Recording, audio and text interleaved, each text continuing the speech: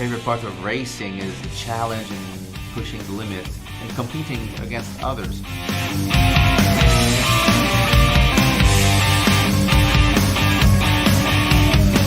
It forces you to drive faster, to find new ways of going faster. That kind of excitement is incredible. It's a very impressive piece of art. The story behind it is amazing.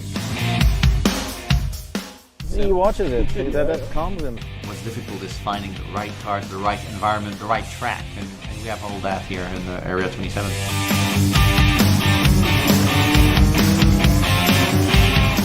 It's been amazing. It's a very technical, physical track with it's good training. What's important is actually having fun. There's a banked corner, there's off-camber corners, and change of directions where you have to carry the speed and brake at the same time. It was great to see the kids karting because you can see the enthusiasm. It's a very good training track. It teaches you how to run in a pack, your 3D space awareness with figuring out where the other cars are and how to prepare a move on overtaking, how to also handle pressure and stressful situations. So it teaches you a lot that goes into racing. It's a good school of life as well because you have to kind of perform, always push yourself and always find ways to become better at what you're doing. And it's a destination.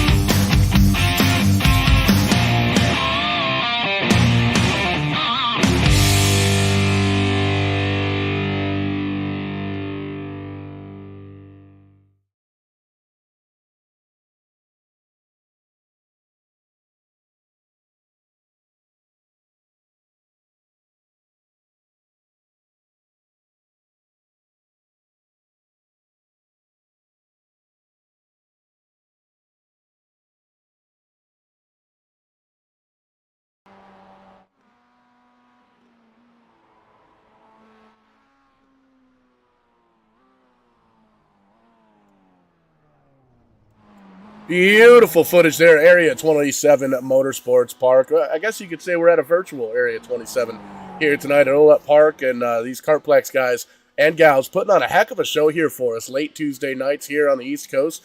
Thank you guys so much for tuning in here tonight to Verdane's TV's coverage of KARTPLEX Canadian iRacing Winter Series. We'll get the name figured out one of these days. Showtime, Paul Strickland Jr., Rowdy Wesley Hogue joining me in the booth here tonight, and we got ourselves 30 minutes of racing in these Miatas. I love watching these guys run.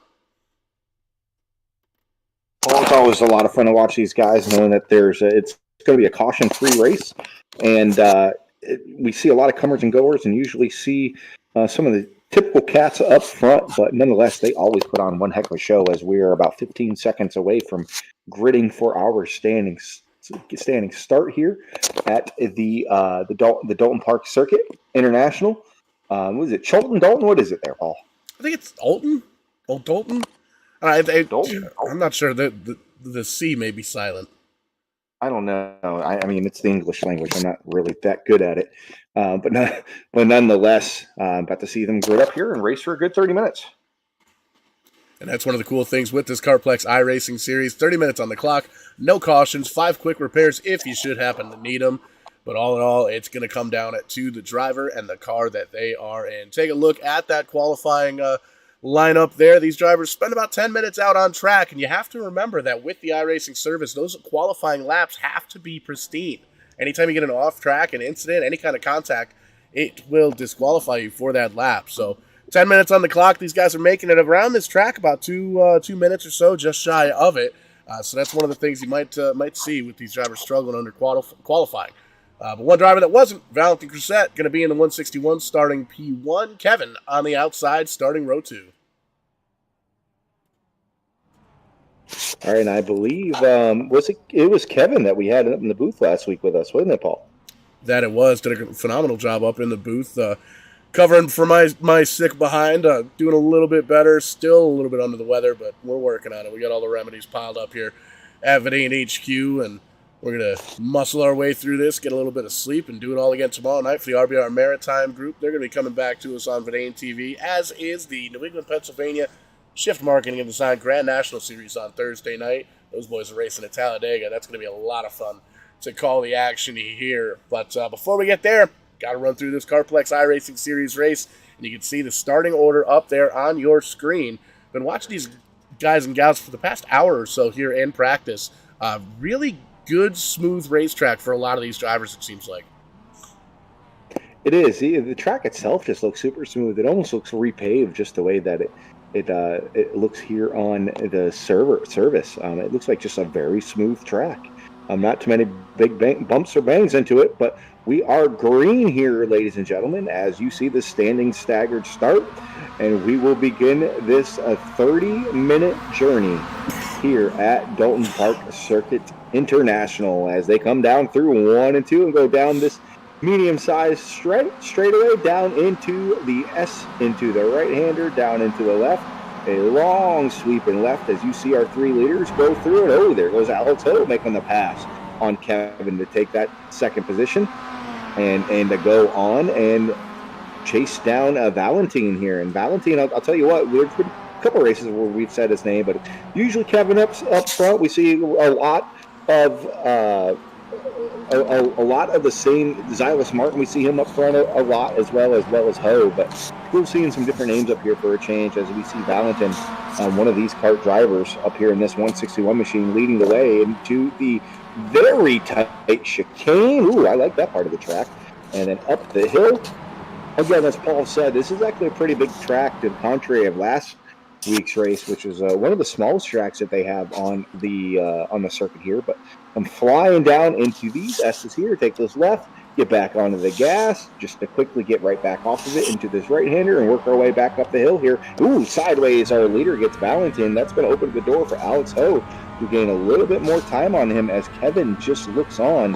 Kevin, like we said earlier, was not on the track. He was in the booth last week with us. He was actually helping out a fellow driver. He was out of town at that driver's residence, helping him out. So he spent some time here in the booth with us. Check that out on Verdane TV in the archives. He gave us some really good insight the way these cars work here at KARTPLEX. So as they come through this right-hander, finishing off this lap, coming down to the quick left-hander to go down the start-finish line to finish lap 1. Your leader is Valentine in the 161, followed up by Alex Ho in second, and third is Kevin, just lurking in the shadows. Off the track goes the leader there, and back rocking and rolling like nothing happened there, Paul. He didn't really lose much time. And we've seen that happen up in front really throughout the entire field with these drivers. Quick little off-track incident, they're able to gather right back up, grab a gear, keep pointed in the right direction, and I would say that's got to come with kart racing. I never really did too much kart racing growing up because, well, there was a weight limit on the go-karts, so there goes that. But in any sense, it's always fun to watch the go-karts out on track because it's very strategic. There's a lot of decisions that are going into each and every second. So if you do make it some sort of incident like that, or you go off track, or you bump into something or someone, you got to be able to react real quickly and make sure that, you got to react a little bit quicker than that. Jason having himself an off-track incident, smashing into those tires, little bit of damage. I'd say he's probably going to have to come down and grab one of those quick repairs here, Wes.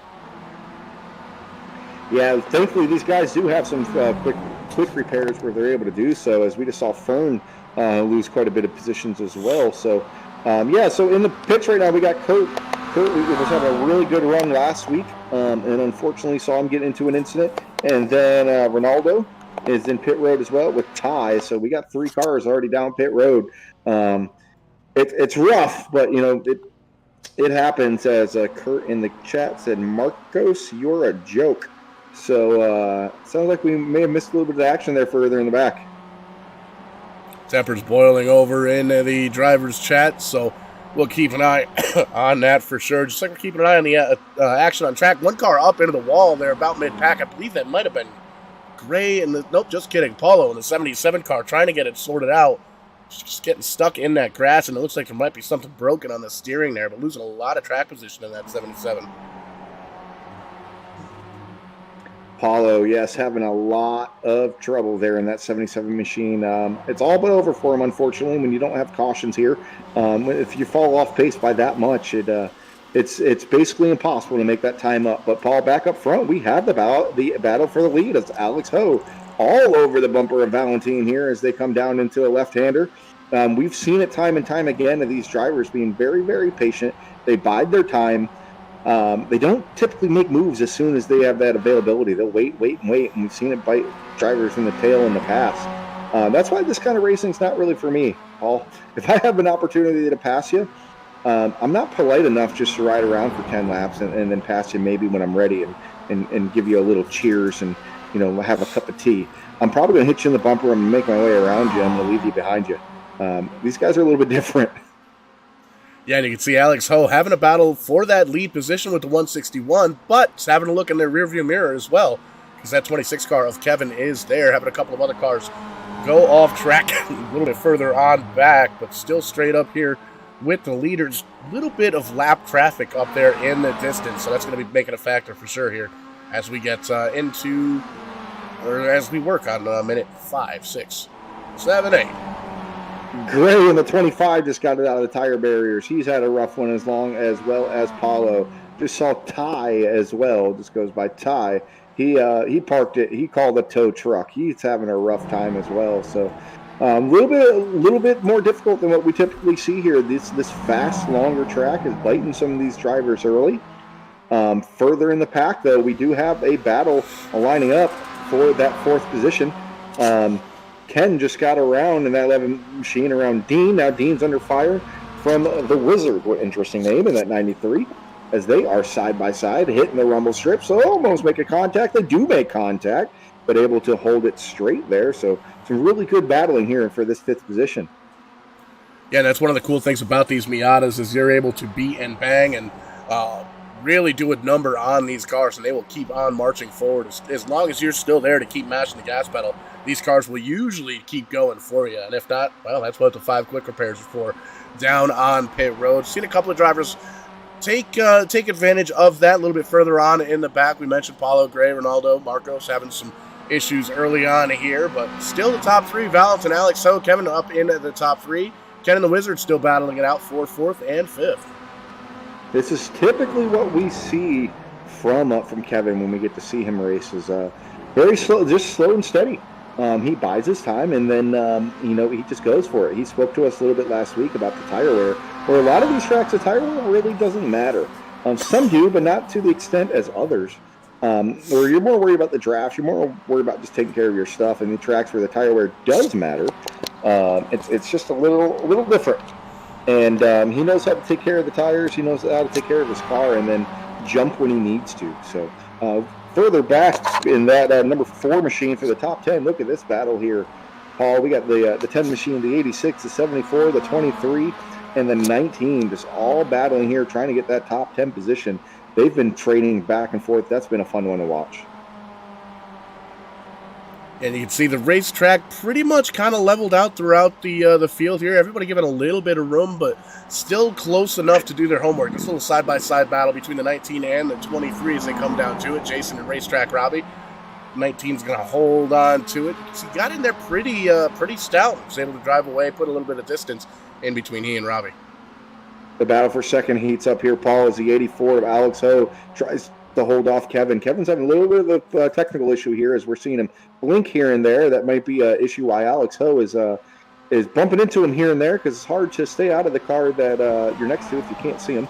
But this battle for second is heating up. But this is what Valentine wants to see as a leader. No, there's contact. He goes through the car. Both cars stop in the middle of the corner, the sweeping right-hand corner. And now they're back up and going. That really gives Valentine a huge gap now. And I think a lot of that was the fact that Kevin's car was blinking there, Paul. With him blinking, he kind of went right through Alex's car, and they both just came to a dead stop there in that corner. No doubt in my mind, both drivers are pretty frustrated with that.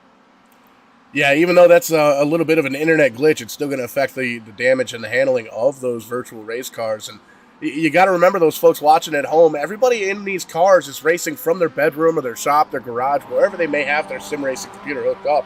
Everything's hooked up through the internet, and, well, as we've seen throughout the evening here, between a couple of different shows on a couple of different networks, internet is everything, and sometimes when you've got a glitch like that, it's hard for the drivers to kind of know where the other driver is if they blink out like that, but it's also hard for the simulator to kind of figure out where they are. You'll see Kevin seems to be blinking out every now and again, and when he comes back in, it's almost a guessing game between himself and the 84 of Alex Ho. We're seeing him get very aggressive here as he bounces off the left rear of Alex Ho. This is something we don't usually see from Kevin.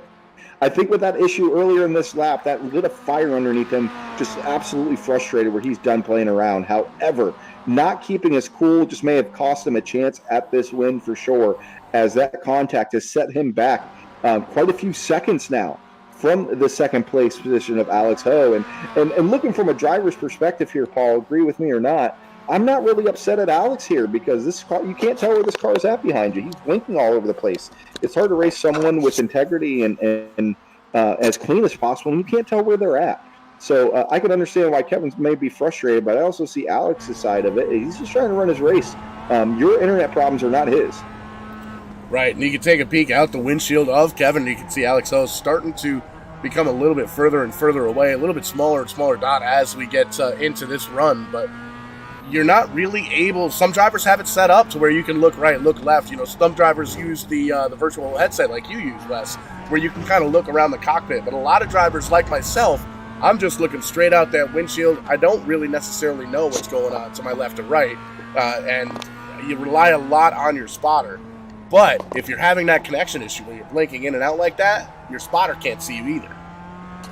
Yeah, you actually get kind of a black screen for those that aren't familiar. Your screen goes black until they come back, and there's nothing you can do to fix that. So Kevin may not know on his end that he's blinking. You don't always know unless you're watching your frame rates and your latency and your quality and all that. A lot of times you're not even watching at that stuff. You're just watching out the windshield. So he may just be getting pretty upset about what's going on, but there he goes again, blinking a couple times. At least he is here for me, Paul. I'm assuming he is on the broadcast as well. Yeah, so still seeing it here, too, and a couple of guys that are getting a little bit closer to seeing a good view of that are Ken and Dean in the 11 and 87. These guys rocking and rolling in their own right, moving on up through the field. Ken holding on to the fourth spot, Dean holding on to fifth, and they've actually got Zylange Martin not too far in behind with the Wizard, trying to throw a toe chain up to that 37 car, get him around this track a little bit quicker. Oh, why does that sound like a Tom Petty song? Ken and Dean. It does. Yeah, Ken and Dean. We'll have to work on the lyrics after. Yeah, something about Ken and Dean, Jack and Diane, it all goes hand in hand, right? Oh, I just rhymed. There we go. Boom. Yeah, already got the first car down. Yeah, you're a poet and didn't even realize it. Didn't even know it. Come on. You had the door open. That's what I said. Didn't even know it. I had the door open and I just smashed through the wall like a Kool-Aid man. Oh, yeah! The battle for second heating back up here as the 84, Alex Ho, he's going to try to hold off Kevin here. Kevin definitely has a little bit of damage to that car. How it's affecting him, we don't know. He's going to be the only one that knows, but obviously it's not affecting him too much as he's beginning to run down our leader here, or the second place, but he's also running down the leader. He's actually running faster laps than the leader, but not by much, just by a tenth. And when you're in a position where you're at now where you have, so much time, about 7 seconds or so, to make up, a tenth of a second's not going to get it done. And I got a feeling out, so it's just not going to pull over for him either. So this battle for second is where it's going to matter. As it looks like he looks to the left. Let's see if Alex puts any kind of block. So far, he does not. But now they are side by side going into the right-hander. Alex gets a little loose on the entry. More contact between these two drivers. And Alex is able to hold it off. At what point does Kevin just give him the bumper here? I think it might be coming here, Paul, coming down in this right-hander. Always exciting finishes here on the podium, and we still have 15, 16 minutes or so left to race, and these drivers know that. They're going to try and take advantage of every inch of this racetrack, and you can see a little bit of lap traffic for our leader, the 161 of Valentin, but man, these guys beating and banging, a little side drafting, working around. The 25 going to try and get around the outside, 26 rather. Oh boy, off the track they go, more contact. Alex Ho leaning on Kevin. Kevin finally able to get to go around him. With the speed that Kevin's been showing, even with the little bit of damage he has, I'm not sure if Ho has any opportunity to really make a challenge, but he is not going away here. Kevin with the he's a little bit more of an advantage on exit of these corners, but Alex is just driving it in much harder, as we see here. Puts the bumper to Kevin. Oh boy, this is going to be the battle to watch. Alex does not want to go away. He's right on the bumper of Kevin again. Oh, he's pushing him around. He's driving him from the rear end. And I'm a huge fan of this because he's not just wrecking them, Paul. He is being as aggressive as possible without just wrecking them. As they both go into the chicane here really hard, Kevin gets the advantage. And if Kevin's going to pull away, now is the time to do so. He did not slow down nearly enough or as much as Alex did. This may be his opportunity to just set sail and get away as they come flying down to the next chicane. Kevin, a little bit of a blinking issue there. Alex loose on exit. That should be Kevin's exit now to put the gap, as now he starts to widen that gap between him and Alex. But man, what a battle this has been so far. Yeah, I don't know if TC13 Teddy Christopher ever did any road racing, but we just saw like 3.5 bumps in one lap, and well, you know what's coming after that, a bigger bump. But we'll see if that happens later on in the race. You can see Alex Ho dropping back just a little bit and having to look in his mirror a little bit more because there is some bright yellow coming in a hurry. Ken and Dean, Dean and Ken, the 11 and 87, however the lyrics go, you can see they're side by side heading into the corner.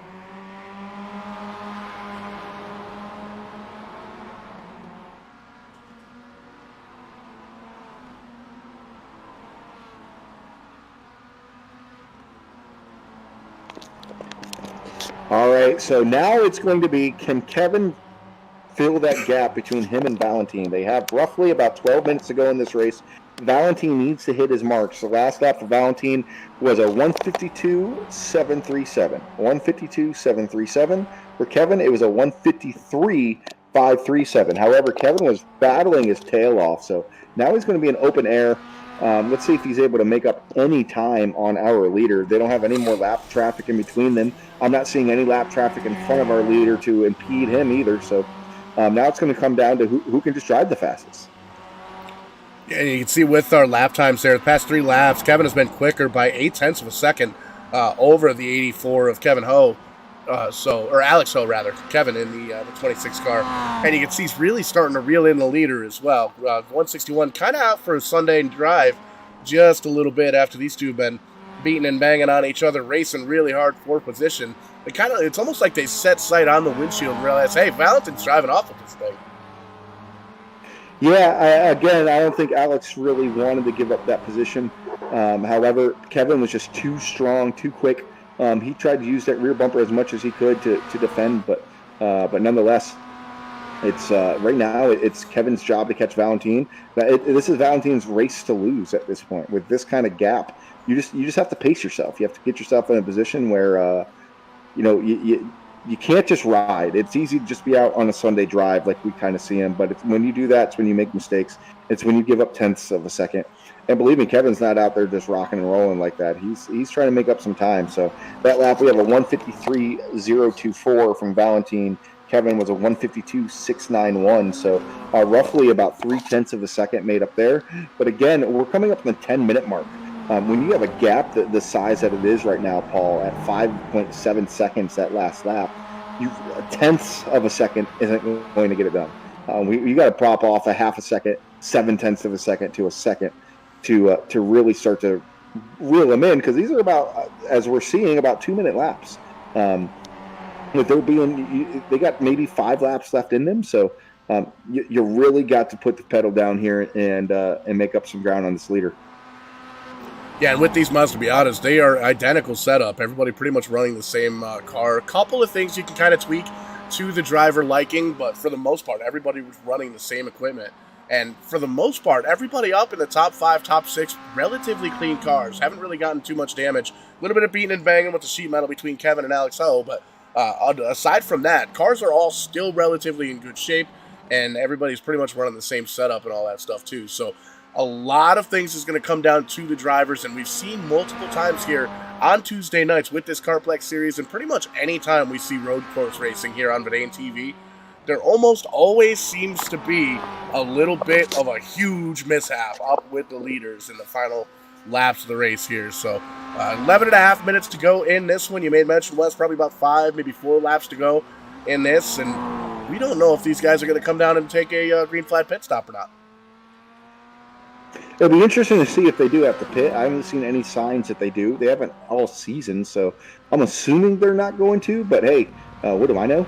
But our leader there with a 152.969. our second place driver of Kevin with a 152.550. So again, just a few tenths of a second, but you need more than a few tenths here, Paul. You really need to be able to close that gap. I think it's going to be too little too late unless Valentine really makes a major mistake here. As fast as Kevin is, he just took too much time getting around Alex, and the bump and the banging that they did really allowed Valentine to pull out this lead. Valentine just needs to keep this pace here, Paul, running about 152 mark, 152.9, even like a 153 flat. He keeps on running at this pace, he's going to have nothing to lose. Closest battle on the track, a little triple threat action for just outside the top 10. Corey Richardson, Racetrack Robbie, Sam, and Dan all getting after it here for just outside the top 10. A little sideways action. They're 3 wide there for a moment, but showing with 10 minutes left to go in this one, they want to battle for every single position that they can get. Watching Dan here just hanging out in that Castro machine and that 74 all over the bumper of a Racetrack Robbie. I love that name, Racetrack Robbie. I absolutely love that. And it looks like Sam actually got around them. He got around them both this past lap. And then you got the Wizard there in the number 93 machine. He's right there, right on the bumper of Dan, trying to work his way around as he's able to do so. Going to come side by side down into the kink here. This hard right-hander followed up by a left-hander. This should be tight going down in there. He lets him have it. Yep, good call there by the Wizard. Not exactly a great passing zone in the position that he was at. Regroup and try it again. He's definitely faster than Dan. He's definitely got the run, but here we go. Fern as well in 16th right behind them. So little 6-car battle here from 12th on back. Just battling it out here.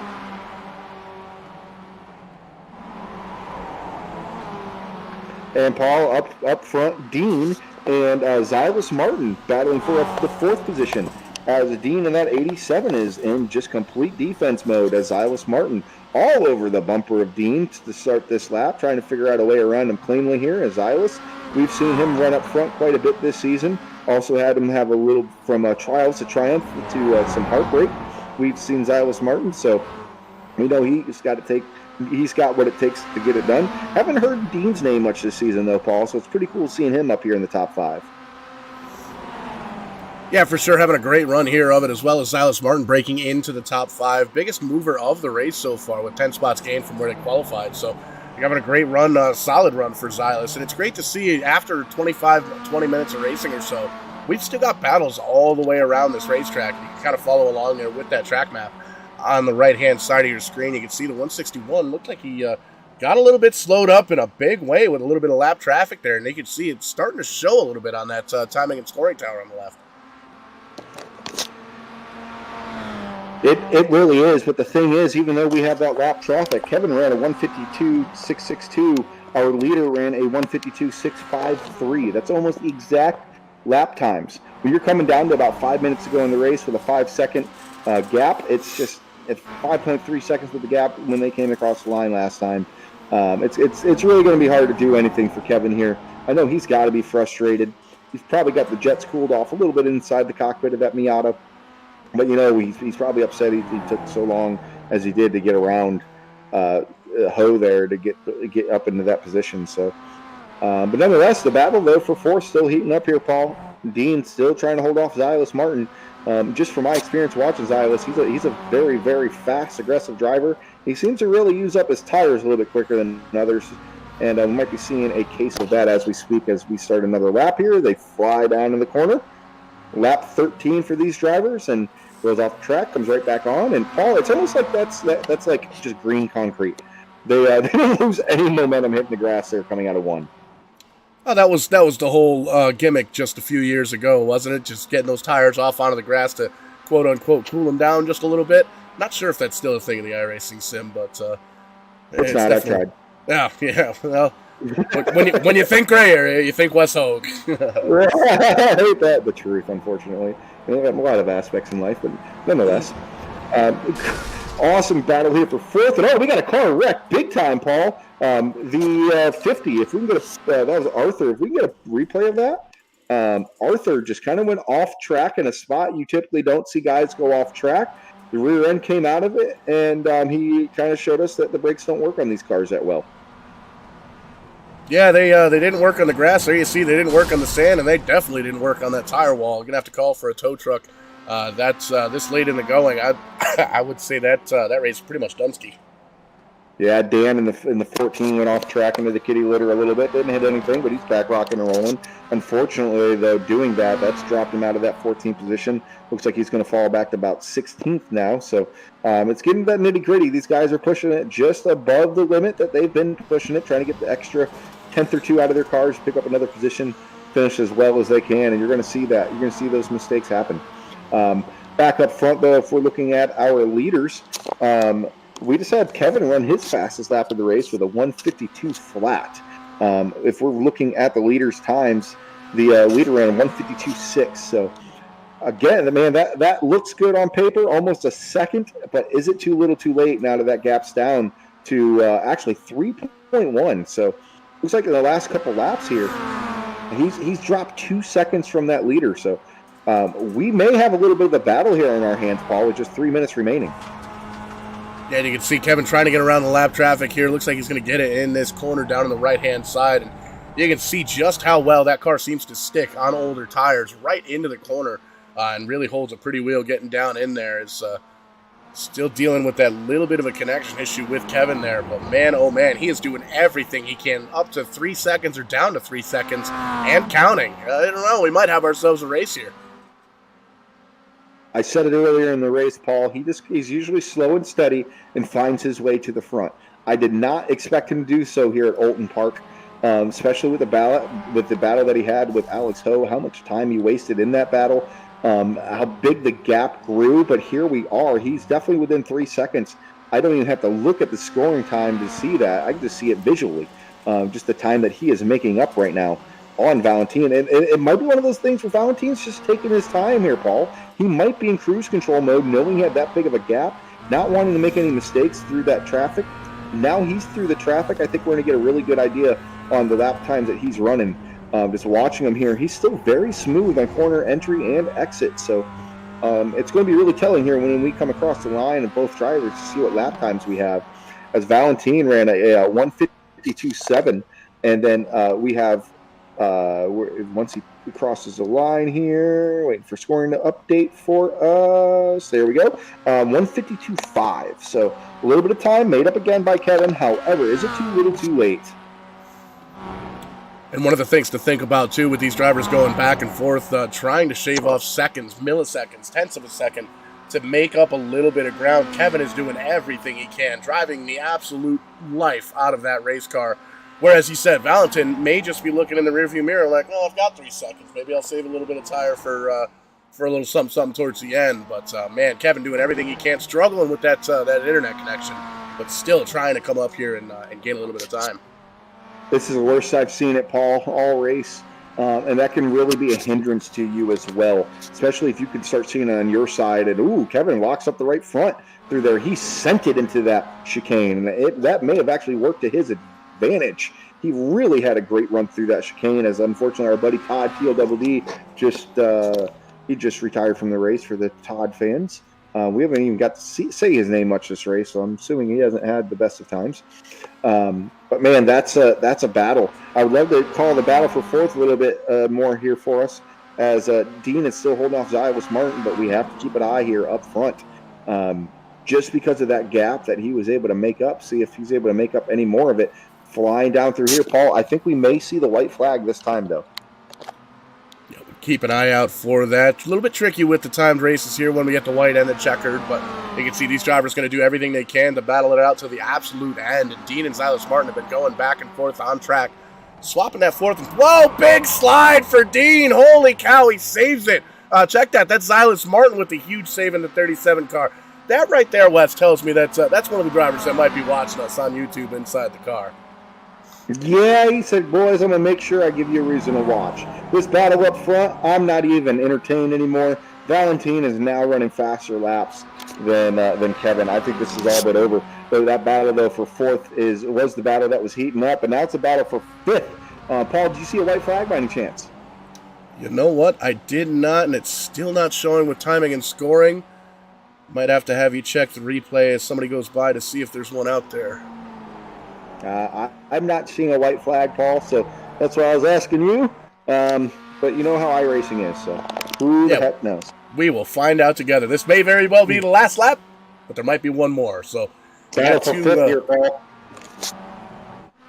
Xylus, Martin, and Ken. Ken just passed them for that position. Ken Xylus get back underneath them here as they fly down into the long right-hand corner.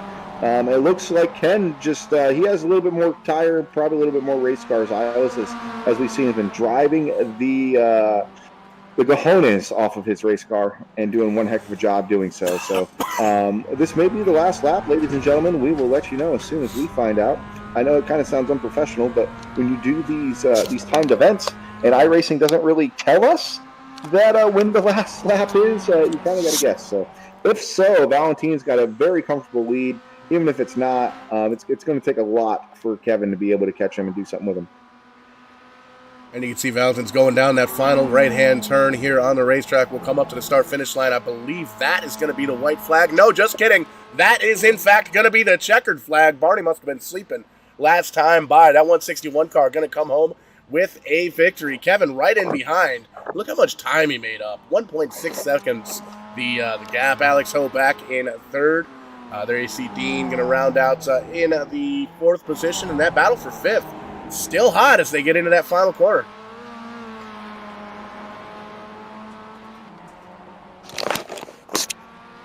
Man, I'll tell you what, all these guys were just battling their tails off all throughout this race. Xylus Martin coming home sixth, definitely a third place car if you ask me. Just a couple mistakes there. Fifth place going to Ken, fourth place Dean. Third place was, I believe, it's not actually coming up for me right now.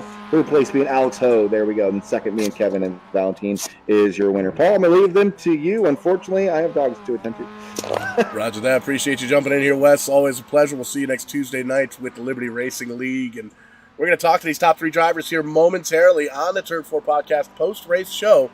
And we'll talk to our winner and second and third place drivers here momentarily.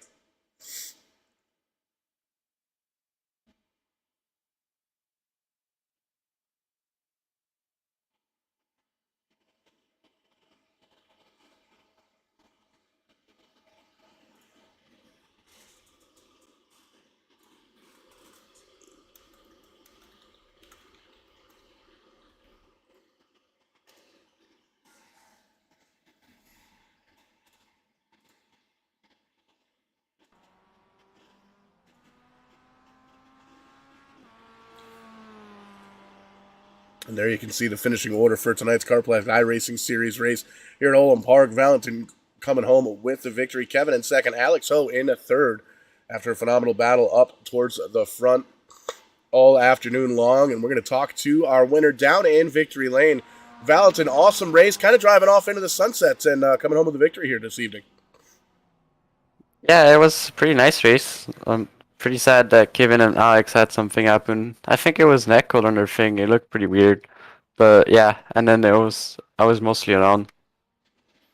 Yeah, great race, great showing of driving by all the drivers up within the top 10. But you guys absolutely put on a heck of a show early on here. Now, a little bit more of a technical racetrack, it seems like. It's got those long straightaways, but some hard hairpin turns. Does that kind of change up your driving style at all?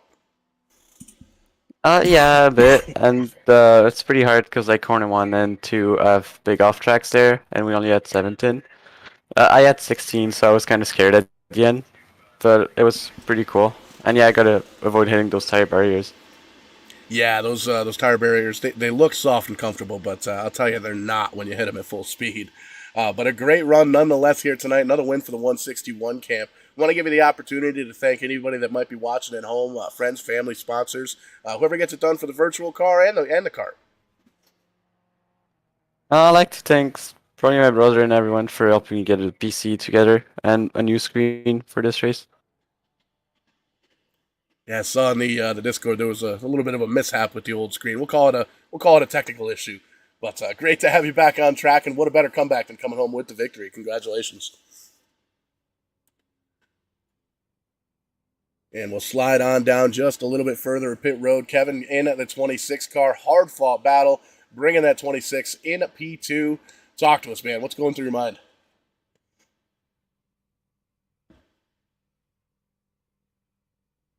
Kevin, you got us?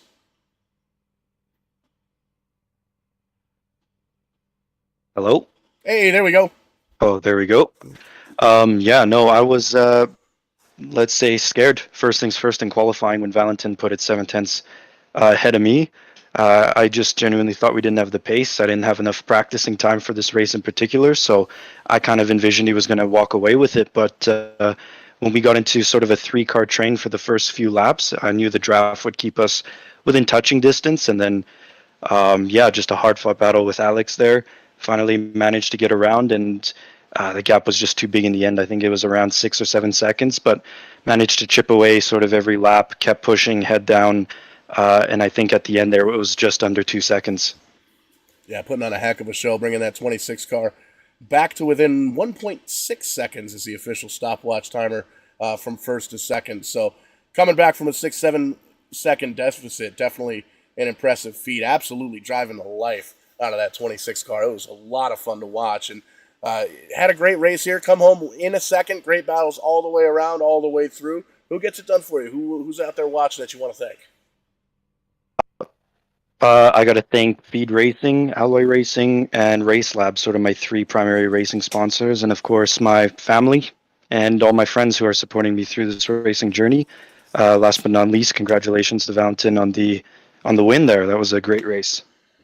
Absolutely. Always got to support the ones that support you with these crazy hobbies like we have here with sim racing. It's a big part of a lot of people's lives, so it's always good to have the support from the friends and family. And even further on down pit road, Alex Ho, another impressive feat here. Top three, talking to us on the podium show, really showing that these Mazdas can take a little bit of a beating as long as you do it cleanly. Great race here with Kevin in that 26 car. Yeah, the first few laps, our top three battle was pretty fun. Yeah, there's a quite kart battle with Kevin. That's pretty fun, enjoyable. And then just the lap car got in between us, and then had a little damage. So I saw a gap behind me, so I just slowly drove the car, took it home. Another impressive run here tonight. Another top three here talking to us in the post-race show here, just taking a look at the finishing order on screen. Got a couple of races left to go here. What's your mindset going into these final two races?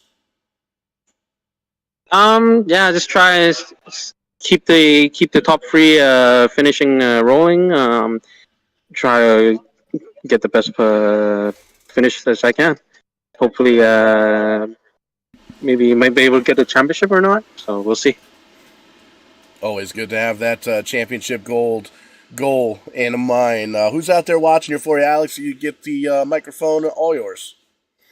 I'd like to thank AxonSim.com for providing me a sim rig to use weekly. So, yeah.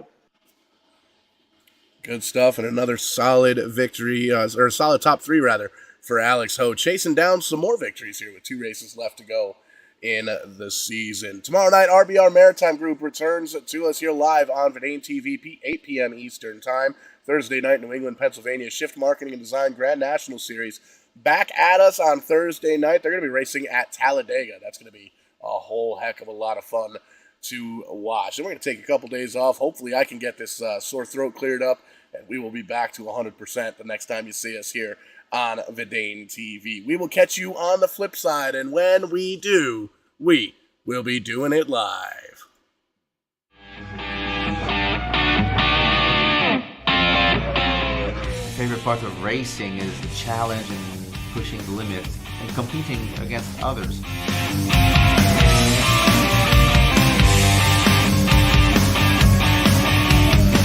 It forces you to drive faster, to find new ways of going faster. That kind of excitement is incredible.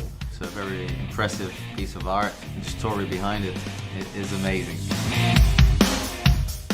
He watches it. That calms him. What's difficult is finding the right cars, the right environment, the right track, and we have all that here in Area 27.